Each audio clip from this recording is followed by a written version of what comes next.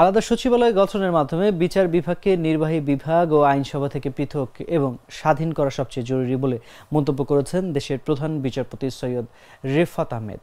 বিচার বিভাগের আলাদা সচিবালয় করার উপরও গুরুত্ব দেন তিনি। দুপুরে সারা দেশের অধস্তন আদালতের বিচারকদের উদ্দেশ্যে অভিভাষণে একথা বলেন প্রধান বিচারপতি।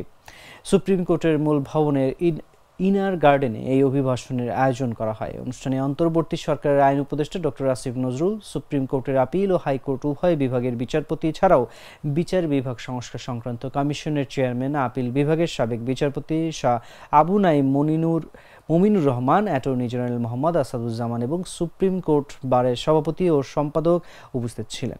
এ সময় প্রধান বিচারপতি বলেন, বিচার বিভাগকে নির্বাহী বিভাগ ও আইনসভা থেকে পৃথক ও স্বাধীন করা সবচেয়ে জরুরি। কেননা শাসকের আইন নয়, বরং আইনের শাসন করাই বিচার বিভাগের মূল দায়িত্ব।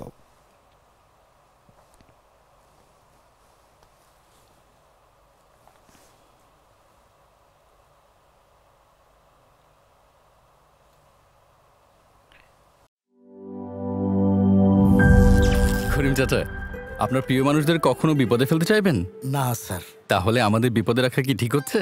এজন্যই বিজলি কেবলস সবচেয়ে ভালো ও নিরাপদ। ফ্লেম রিটার্ডেন্ট পিভিসি দিয়ে তৈরি বিজলি কেবলস, নিরাপদ আজীবন।